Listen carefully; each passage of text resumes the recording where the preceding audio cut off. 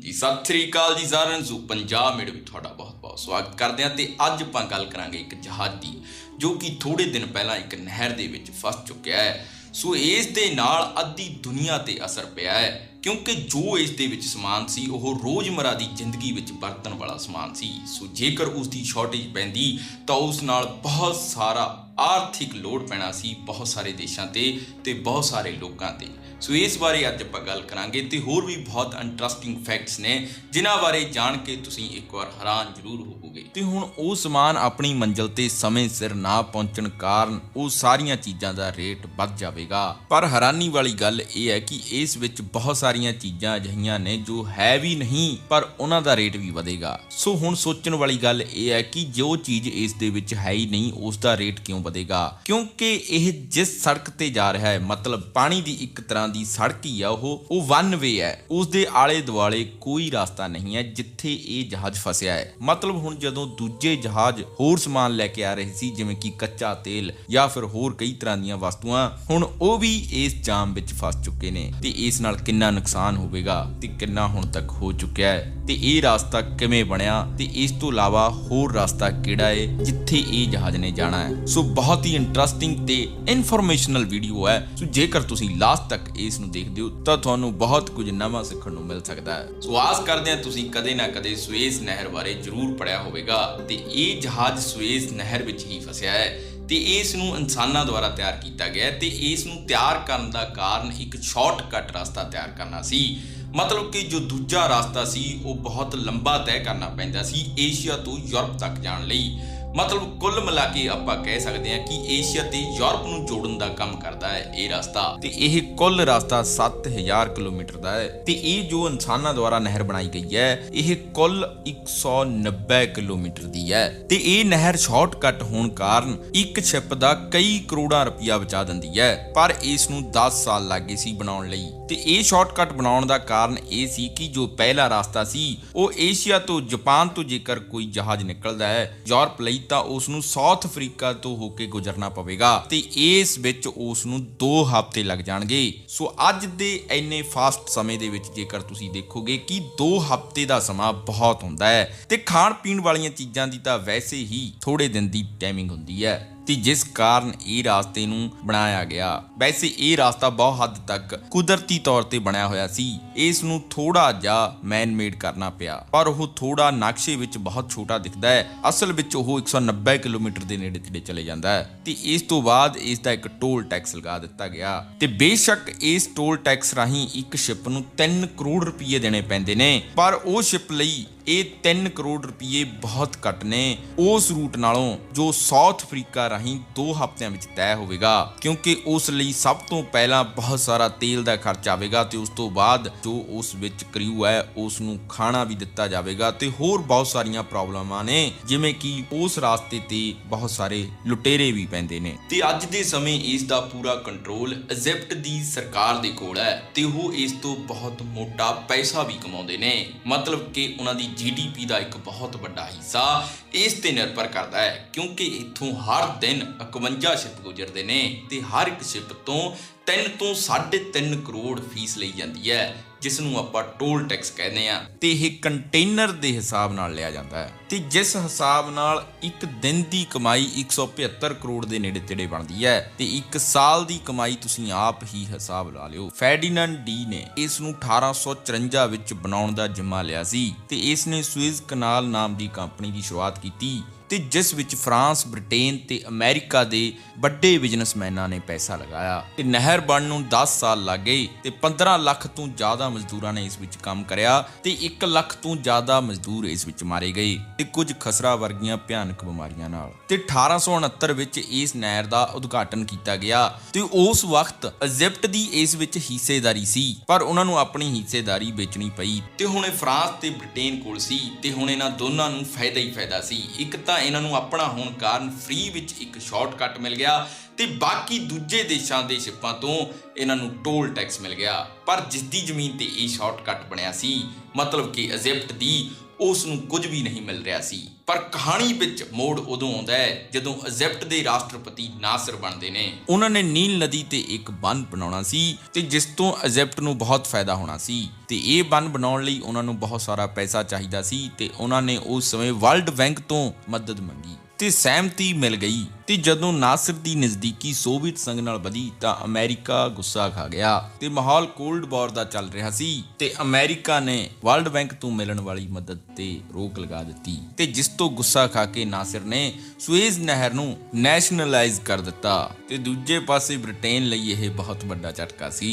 1956 ਵਿੱਚ ਈਡਨ ਤੇ ਇਜ਼ਰਾਈਲ ਨੇ ਮਿਲ ਕੇ ਇਜਿਪਟ ਤੇ ਹਮਲਾ ਵੀ ਕੀਤਾ, ਪਰ ਆਪਾਂ ਜ਼ਿਆਦਾ ਤਹਿ ਤੱਕ ਨਾ ਜਾਂਦੇ ਹੋਏ ਇਸ ਗੱਲ ਨੂੰ ਇੱਥੇ ਹੀ ਖਤਮ ਕਰਦੇ ਹਾਂ ਕਿ ਬਹੁਤ ਕੁਝ ਹੋਣ ਤੋਂ ਬਾਅਦ, ਬਹੁਤ ਸਾਰੇ ਹਮਲੇ ਹੋਣ ਤੋਂ ਬਾਅਦ ਵੀ ਸੁਏਜ਼ ਨਹਿਰ ਦਾ ਕਬਜ਼ਾ ਇਜਿਪਟ ਨੇ ਲੈ ਲਿਆ। ਮਤਲਬ ਸੁਏਜ਼ ਨਹਿਰ ਹੁਣ ਇਜਿਪਟ ਦੇ ਕੋਲ ਆ ਗਈ ਸੀ। ਤੇ ਹੁਣ ਜੋ ਤੁਸੀਂ ਆਪਣੀ ਸਕਰੀਨ ਤੇ ਜਹਾਜ਼ ਦੇਖਿਆ ਹੈ ਜਿਸ ਤੇ ਐਵਰਗ੍ਰੀਨ ਲਿਖਿਆ ਹੈ, ਵੈਸੇ ਇਹ ਐਵਰਗ੍ਰੀਨ ਇੱਕ ਕੰਪਨੀ ਦਾ ਨਾਮ ਹੈ। ਇਸ ਜਹਾਜ਼ ਦਾ ਨਾਮ ਐਵਰਗਿਵਨ ਹੈ। ਸੋ ਇਹ ਜਹਾਜ਼ ਮੰਗਲਵਾਰ ਨੂੰ ਇਸ ਨਹਿਰ ਦੇ ਵਿੱਚ ਫਸ ਚੁੱਕਿਆ ਸੀ। ਸੋ ਇਸ ਨੂੰ ਕੱਢਣ ਲਈ ਬਹੁਤ ਸਾਰੀਆਂ ਸਕੀਮਾਂ ਲਗਾਈਆਂ ਗਈਆਂ ਤੇ ਇਸ ਦੇ ਦੋਨਾਂ ਸਾਈਡਾਂ ਤੋਂ ਬਹੁਤ ਸਾਰਾ ਰੇਤਾ ਕੱਢਿਆ ਗਿਆ ਤਾਂ ਜੋ ਪਾਣੀ ਦਾ ਫਲੋ ਵੱਧ ਸਕੇ।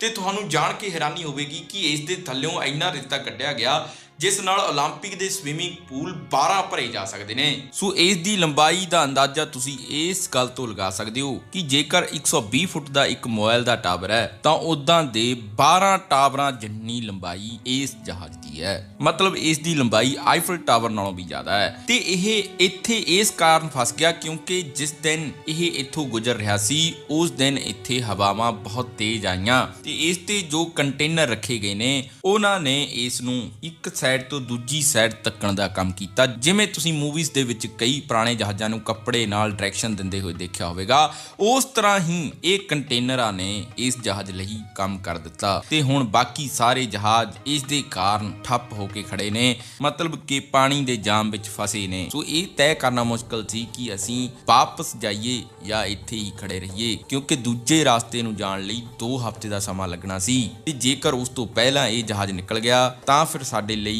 ਇਹ ਰਾਸਤਾ ਬੈਟਰ ਰਹੇਗਾ। ਸੋ ਇਸ ਕਰਕੇ ਉਹਨਾਂ ਲਈ ਫੈਸਲਾ ਲੈਣਾ ਥੋੜਾ ਮੁਸ਼ਕਲ ਸੀ, ਪਰ ਫਿਰ ਵੀ ਬਹੁਤ ਸਾਰੀਆਂ ਟੀਮਾਂ ਦੀ ਮਿਹਨਤ ਨਾਲ ਇਸ ਜਹਾਜ਼ ਨੂੰ 1 ਹਫ਼ਤੇ ਦੇ ਵਿੱਚ ਇੱਥੋਂ ਹਟਾ ਦਿੱਤਾ ਗਿਆ ਹੈ। ਪਰ ਇਸ ਦੇ ਹਟਣ ਨਾਲ ਇੱਕਦਮ ਹੀ ਇਹ ਜਾਮ ਕਲੀਅਰ ਨਹੀਂ ਹੋ ਜਾਵੇਗਾ ਕਿਉਂਕਿ ਇਸ ਨਹਿਰ ਦੇ ਵਿੱਚ ਪਿੱਛੇ ਤੱਕ 300 ਤੋਂ ਵੀ ਵੱਧ ਜਹਾਜ਼ ਫਸੇ ਹੋਏ ਨੇ। ਤੇ ਜਿਵੇਂ ਕਿ ਤੁਸੀਂ ਇਹ ਨਹਿਰ ਦੇਖ ਸਕਦੇ ਹੋ, ਇਹ ਅੱਗੇ ਜਾ ਕੇ ਇਸ ਦੇ 2 ਰਸਤੇ ਬਣਾਏ ਗਏ ਨੇ। ਮਤਲਬ ਕਿ ਜੇਕਰ ਇਹ ਜਹਾਜ਼ ਇਸ ਜਗ੍ਹਾ ਤੇ ਫਸਦਾ ਤਾਂ ਆਵਾਜਾਈ ਠੱਪ ਨਹੀਂ ਹੋਣੀ ਸੀ। ਸੋ ਇਹ ਜਹਾਜ਼ ਨੂੰ ਇੱਥੋਂ ਕੱਢਣ ਲਈ ਚੰਦਰਮਾ ਦਾ ਵੀ ਯੋਗਦਾਨ ਹੈ ਕਿਉਂਕਿ ਐਤਵਾਰ ਵਾਲੇ ਦਿਨ ਉੱਥੇ ਬਹੁਤ ਵੱਡਾ ਜਵਾਰ ਭਾਟ ਆਇਆ ਤੇ ਦੱਸਿਆ ਜਾਂਦਾ ਹੈ ਕਿ ਉਹ ਬਹੁਤ ਤਾਕਤਵਰ ਸੀ।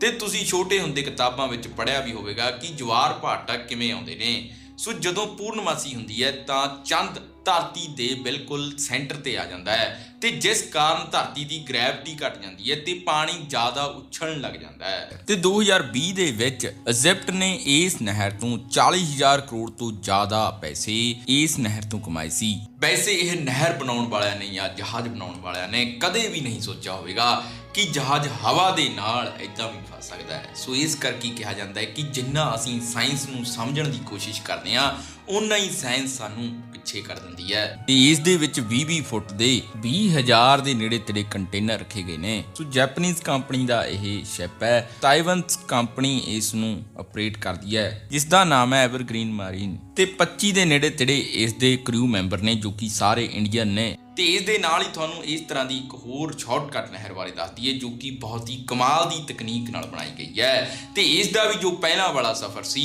ਉਹ ਕਈ ਦਿਨਾਂ ਵਿੱਚ ਤੈਅ ਕੀਤਾ ਜਾਂਦਾ ਸੀ, ਪਰ ਇਸ ਸ਼ਾਰਟਕਟ ਤੋਂ ਬਾਅਦ ਉਹ ਕੁਝ ਘੰਟਿਆਂ ਦੇ ਵਿੱਚ ਸਿਮਟ ਕੇ ਰਹਿ ਗਿਆ ਹੈ। ਤੇ ਇਹ ਸ਼ਾਰਟਕਟ ਨਹਿਰ ਪਨਾਮਾ ਦੇ ਵਿੱਚ ਬਣਾਈ ਗਈ ਹੈ ਤੇ ਇਸ ਦਾ ਐਂਟਰੀ ਤੇ ਐਗਜ਼ਿਟ ਪੁਆਇੰਟ ਜਾਣ ਕੇ ਤੁਸੀਂ ਹੈਰਾਨ ਹੋ ਜਾਵੋਗੇ। ਸੋ ਤੁਸੀਂ ਨਕਸ਼ੇ ਵਿੱਚ ਦੇਖ ਸਕਦੇ ਹੋ ਕਿ ਅਮਰੀਕਾ ਦੇ ਇੱਕ ਸਾਈਡ ਤੋਂ ਦੂਜੀ ਸਾਈਡ ਤੱਕ ਸਮਾਨ ਲਿਜਾਣ ਲਈ ਤਾਂ ਇਹ ਪੂਰੇ ਨਕਸ਼ੇ ਦੇ ਨੀਚੇ ਤੋਂ ਹੋ ਕੇ ਗੁਜ਼ਰਨਾ ਪੈਂਦਾ ਸੀ। ਸੋ ਇਸ ਲਈ ਬਹੁਤ ਹੀ ਜ਼ਿਆਦਾ ਲੰਬਾ ਸਮਾਂ ਤੇ ਤੇਲ ਦਾ ਖਰਚ ਆਉਂਦਾ ਸੀ। ਸੋ ਇਸ ਵਿੱਚ ਸ਼ਾਰਟਕਟ ਬਣਾਉਣ ਲਈ ਸਭ ਤੋਂ ਪਤਲੀ ਜਗ੍ਹਾ ਨੂੰ ਲੱਭਿਆ ਗਿਆ। ਸੋ ਇਸ ਲਈ ਫਿਰ ਸਿਲੈਕਟ ਕੀਤਾ ਗਿਆ ਪਨਾਮਾ ਕਿਉਂਕਿ ਇੱਥੇ ਬਹੁਤ ਥੋੜੀ 2 ਸਾਈਡਾਂ ਤੋਂ ਬਸ ਨਹਿਰ ਬਣਾਉਣੀ ਪੈਣੀ ਸੀ। ਵਿਚਾਲੇ ਇੱਕ ਕੁਦਰਤੀ ਝੀਲ ਬਣੀ ਹੋਈ ਸੀ। ਸੋ ਇਸ ਦੇ ਵਿੱਚ ਜੋ ਝੀਲ ਸੀ ਉਹ 80 ਕਿਲੋਮੀਟਰ ਲੰਬੀ ਸੀ। ਮਤਲਬ ਹੁਣ ਜੇਕਰ ਇਸ ਵਿੱਚ ਆਰ-ਪਾਰ ਰਸਤਾ ਬਣਾਉਣਾ ਸੀ ਤਾਂ ਸਿਰਫ ਥੋੜਾ ਇਸ ਨੂੰ ਕੱਟਣ ਦੀ ਲੋੜ ਸੀ ਤੇ ਜਿਸ ਨਾਲ ਇੱਕ ਬਹੁਤ ਵੱਡਾ ਸ਼ਾਰਟਕਟ ਤਿਆਰ ਹੋ ਜਾਣਾ ਸੀ। ਸੋ ਇੱਥੇ ਪ੍ਰੋਬਲਮ ਇਹ ਆ ਗਈ ਕਿ ਝੀਲ ਇੱਕ ਪਹਾੜ ਦੇ ਉੱਤੇ ਸੀ, ਮਤਲਬ ਉਸ ਦਾ ਤਲ ਪਹਿਲਾਂ ਹੀ ਬਹੁਤ ਉੱਚਾ ਸੀ ਤੇ ਜੇਕਰ ਹੁਣ ਆਲੇ ਦਾਲੇ ਤੋਂ ਕੱਟ ਕੇ ਸਮੁੰਦਰ ਨਾਲ ਜੋੜਦੇ ਤਾਂ ਉਸ ਦਾ ਪਾਣੀ ਦਾ ਲੈਵਲ ਸਾਰਾ ਬਾਹਰ ਨਿਕਲ ਜਾਣਾ ਸੀ। ਸੋ ਇੱਥੇ ਇੱਕ ਬਹੁਤ ਹੀ ਮਾਸਟਰਮਾਈਂਡ ਟੈਕਨੀਕ ਅਪਣਾਈ ਗਈ ਤੇ ਇਹ ਮਾਸਟਰਮਾਈਂਡ ਟੈਕਨੀਕ ਹੈ ਲੌਕ ਸਿਸਟਮ। ਸੋ ਇਸ ਦੀ ਇੰਨੀ ਉਚਾਈ ਹੈ ਕਿ ਇਸ ਨੂੰ ਕੱਟਿਆ ਤਾਂ ਨਹੀਂ ਜਾ ਸਕਦਾ।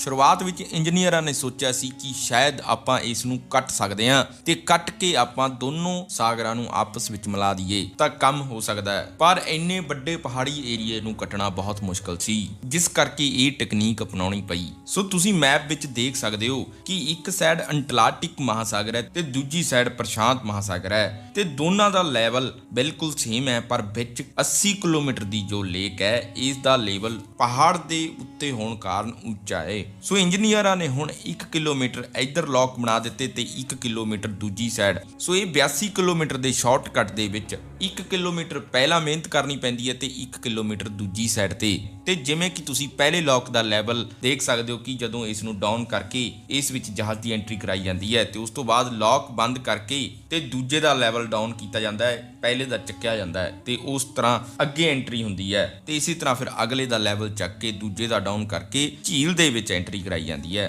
ਤੇ ਪਾਣੀ ਦੇ ਲੈਵਲ ਨੂੰ ਸੈੱਟ ਕਰਨ ਲਈ ਇਸ ਵਿੱਚ ਬਹੁਤ ਹੀ ਹਾਈ ਟੈਕਨੀਕ ਨਾਲ ਪਾਈਪਲਾਈਨ ਕਨੈਕਟ ਕੀਤੀ ਗਈ ਹੈ। ਤੁਸੀਂ ਦੇਖ ਵੀ ਸਕਦੇ ਹੋ ਕਿ ਜਦੋਂ ਸ਼ਿਪ ਇੱਕ ਬਲਾਕ 'ਚ ਐਂਟਰ ਕਰਦੀ ਹੈ ਤਾਂ ਇਸ ਦੇ ਦੋਨੋਂ ਫਾਟਕ ਬੰਦ ਕਰ ਦਿੱਤੇ ਜਾਂਦੇ ਨੇ ਤੇ ਫਿਰ ਫਾਟਕ ਬੰਦ ਕਰਕੇ ਅਗਲੇ ਦਾ ਲੈਵਲ ਬਰਾਬਰ ਕੀਤਾ ਜਾਂਦਾ ਹੈ। ਸੋ ਇਸ ਤਰ੍ਹਾਂ ਹਰੇਕ ਬਲਾਕ ਦਾ ਪਾਣੀ ਅਲੱਗ-ਅਲੱਗ ਬਲਾਕ ਦੇ ਲੈਵਲ ਸੈੱਟ ਕਰਨ ਲਈ ਇੱਕ ਦੂਜੇ ਵਿੱਚ ਭੇਜ ਦਿੱਤਾ ਜਾਂਦਾ ਹੈ ਤੇ ਇੱਕ ਵਾਰ ਜਦੋਂ ਸ਼ਿਪ ਲੇਕ ਦੇ ਵਿੱਚ ਆ ਜਾਂਦਾ ਹੈ ਤਾਂ 80 ਕਿਲੋਮੀਟਰ ਤੱਕ ਕੋਈ ਪ੍ਰੋਬਲਮ ਨਹੀਂ, ਪਰ ਜਦੋਂ ਇਸ ਨੂੰ ਸਮੁੰਦਰ ਦੇ ਵਿੱਚ ਛੱਡਣਾ ਹੁੰਦਾ ਹੈ ਤਾਂ ਜਿਵੇਂ ਇਸ ਦੀ ਐਂਟਰੀ ਬਲਾਕਾਂ ਨਾਲ ਹੁੰਦੀ ਹੈ ਉਸੇ ਤਰ੍ਹਾਂ ਇਸ ਨੂੰ ਬਲਾਕਾਂ ਰਾਹੀਂ ਸਮੁੰਦਰ ਦੇ ਵਿੱਚ ਤਾਰਿਆ ਜਾਂਦਾ ਹੈ ਤੇ ਜਦੋਂ ਜਹਾਜ਼ ਨੂੰ ਇਹ ਬਲਾਕਾਂ ਰਾਹੀਂ ਪਾਰ ਕਰਵਾਇਆ ਜਾਂਦਾ ਹੈ ਤਾਂ ਇੱਥੇ ਜਹਾਜ਼ ਸਟਾਰਟ ਨਹੀਂ ਹੁੰਦਾ, ਕਿਉਂਕਿ ਜੇਕਰ ਜਹਾਜ਼ ਦੇ ਏਡੇ ਵੱਡੇ ਇੰਜਨ ਨੂੰ ਸਟਾਰਟ ਕਰਕੇ ਉੱਥੋਂ ਅੱਗੇ ਤੋਰਿਆ ਜਾਵੇਗਾ ਤਾਂ ਉਹ ਨਹਿਰ ਨੂੰ ਹੀ ਪੱਟ ਸਕਦਾ ਹੈ, ਕਿਉਂਕਿ ਉਹ ਪੂਰਾ ਉਸ ਨਹਿਰ ਦੇ ਵਿੱਚ ਫਿੱਟ ਹੋ ਕੇ ਆਉਂਦਾ ਹੈ। ਸੋ ਇਸ ਕਰਕੇ ਇਹਨਾਂ ਜਹਾਜ਼ਾਂ ਨੂੰ ਇੱਥੋਂ ਪਾਰ ਕਰਾਉਣ ਲਈ ਜਿਵੇਂ ਟ੍ਰੇਨ ਦੇ ਇੰਜਨ ਹੁੰਦੇ ਨੇ ਉਦਾਂ ਦੇ ਇੰਜਨ ਲਗਾਏ ਗਏ ਨੇ ਜੋ ਕਿ ਇਹਨਾਂ ਨੂੰ ਖਿੱਚ ਕੇ ਇੱਥੋਂ ਬਾਹਰ ਲੈ ਕੇ ਜਾਂਦੇ ਨੇ।